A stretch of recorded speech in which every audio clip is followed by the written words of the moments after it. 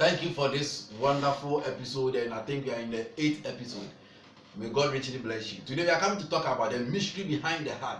The heart is not just any system within you, but it's an engine box God has placed in you. It's your soul. Your heart, the heart in you is what determines what you will do. Without the heart, it cannot function. It's like a car with an engine.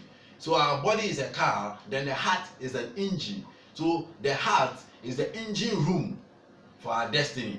Now let me define the heart. The heart is what sends blood to the lungs and to pick more oxygen.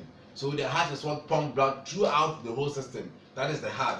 Now the heart is a life engine, as I said, and it's also the soul of every man. So Bible says that, and when God breathed into the nostrils of man became a living soul. It means that what God breathed, God gave heart. God gave heart to man. God gave life. So their life is a heart. So without your heart, you have no life. Without your heart, you have no life. So it's the heart that gives you access to live. That is why when your heart is no more beating, you are considered as a dead person. So every living being has a pumping or a beating heart.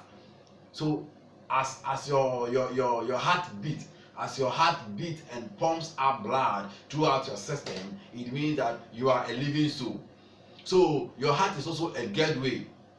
It's also your gateway. Your heart is a gateway. It's what gives access to people. You see, when Bible says that Jesus said, I stand at the door and knock. Whoever opens me, I will come in. You understand? And dine with a person. So when you don't give somebody access to your heart, the person has no option or has no chance to come into your heart or to come to have anything to do with your heart.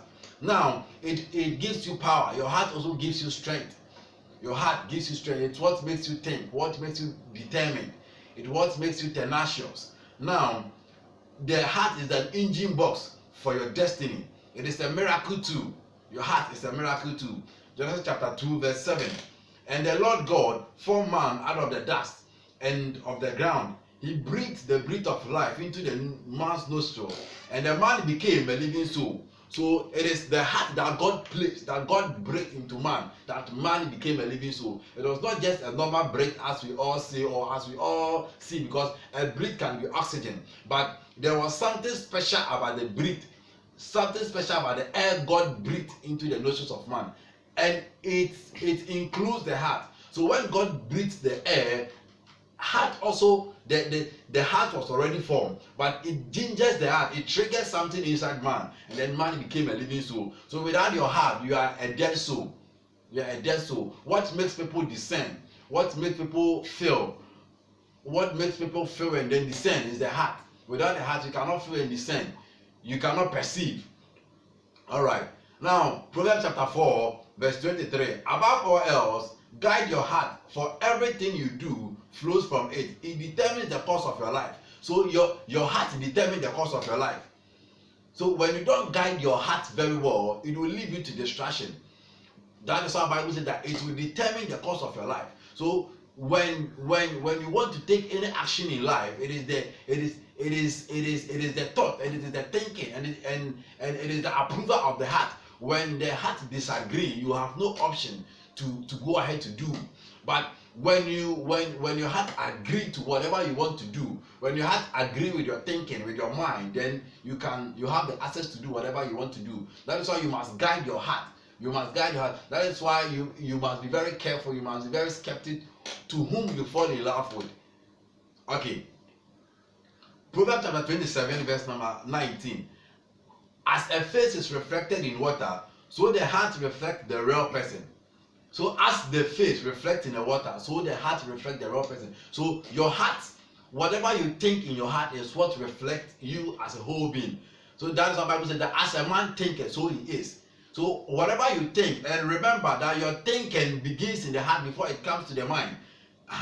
And then your heart must have your heart must have some agreement with the heart, with the mind. So as a man thinketh, so he is. So as we see our face, as our face is being reflected in water, so our physical being is being reflected. You get it? So the face is reflected in the water. So the heart is reflected as a real person. So whatever your heart is who you are. The heart is the real you. The physical structure is just a container. What is the requirement of seeing God? Blessed are the pure in heart, for they shall see God. This is the requirement for seeing God. Blessed are the pure in heart. So if your heart is not pure, you have closed your closeness to God. You have shut the access between you and God. You have no option.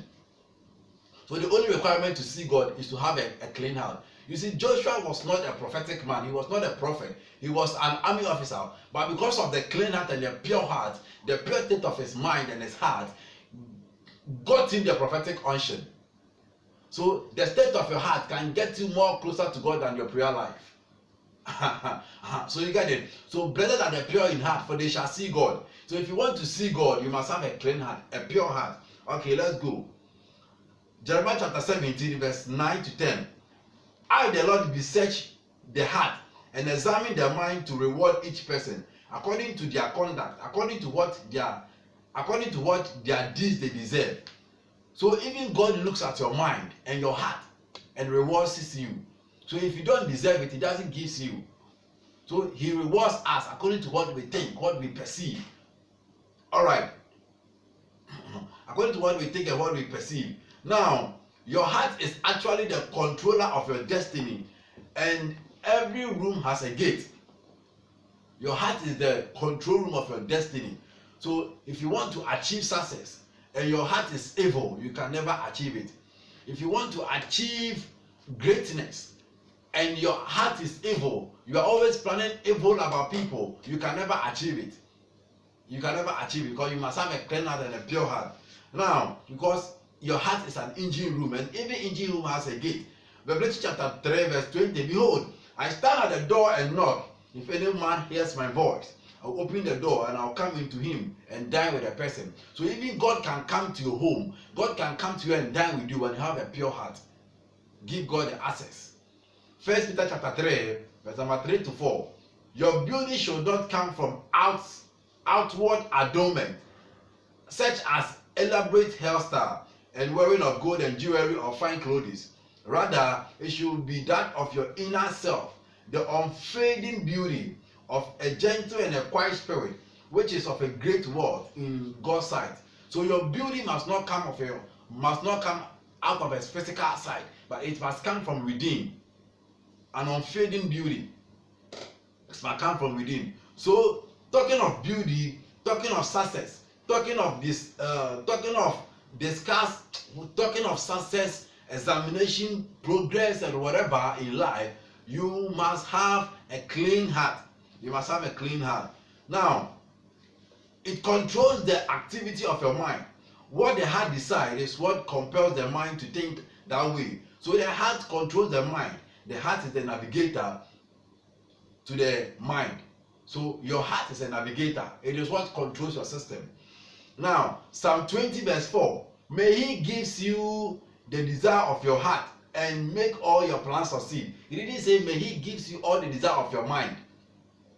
Because whatever you think in your heart is so powerful than your mind. So may He grant you your heart desires. Your heart desire. So God grant us our heart desires, not our mind desires, not our want. Your wants and your wishes are your mind, but your desires are from you within, are from your intestines, are from your heart. Your desires are from your soul. You minute them. So God will grant you your heart desires. So anything you desire cometh from your heart, cometh from within, cometh from your soul. So the Lord cherish whatever comes from the heart. That is why the Bible says that we must control our mouth, because whatever cometh from our mouth, we first thought in our heart. You must be careful whom you fall in love with. Okay. Matthew chapter 22 verse 33. Love the Lord your God with all your heart and with all your soul and with all your mind. So love the Lord your God with all your heart. With all your heart. Not part of your heart, but all your heart. God is a jealous God. So when you give part of your heart to somebody, on an idol, or when anything takes the place of God in your heart, then you are not worshiping God. God needs full attention of your heart. so that he can have his concentration on you. When your heart is fully on God, God's concentration and attention is on you. So you must serve the Lord your God with all your heart. Now, that is why the state of your heart can draw you more closer than your prayer life, as I said. Joshua was not a prophet, that I said. Now, Psalm 1:1 verse 9, Psalm 1:19 verse 10. Seek ye all my heart. Do not let my stray from your commands. So it means that the Lord is telling us that we should seek everything pertaining to our heart. Everything pertaining to our heart. Anything our heart desires. Anything pertaining to our heart. So your heart is the engine room. Your heart is what controls you. Your heart is a navigator of your destiny. Anything that cometh from your mouth is what you have thought within. It is what you have thought within. When God breathed into the man, he breathed the engine, he breathed the heart. That is why the heart pumps blood to every part of the body. So if the heart is not functioning, you are dead. You are dead. So you must be very careful of whatever you say. You must be very careful of whatever you do. Or whatever you do portrays whatever you've thought within. Whatever you've thought within. In fact, you have to be blessed by this message. The heart is not just a mere thing that we must joke with. It's not something that we've been seeing as a laugh picture we've been seeing. It is something mysterious in the kingdom. God uses the heart to do so many things. When your heart is evil, the enemy uses you. But when your heart is good, when your heart is pure, you see God. Check through the Bible. Those that see God, they were having a clear conscience, a clear state of heart. They were having no grudge with anybody. They were not having any enemies. They were at peace with anybody. That is why the Bible says that guide your heart against all costs, because it controls your destiny. It controls your destiny. What is the state of your heart? Are you thinking evil about your brother, about your neighbor? What perception do you have about your brother? What perception do you have about your sister, about your friends? Have a clear conscience. You see, for you to have a clear conscience, you must have a pure state. That is why I said Joshua was not a prophet, but the state of his heart made him become a prophet. Check through the Bible. Elisha was not a prophet, he was a servant, but the state of his heart made him become a prophet. So the state of your heart can make you achieve more. Wish people well, and God will wish you well. What you make happen for people, God will make happen for you. God bless you. This is still Khakus TV. Watch our channel, subscribe to it, go to our Facebook page, Khakus TV, and watch more of our videos. Like them, and God will bless you.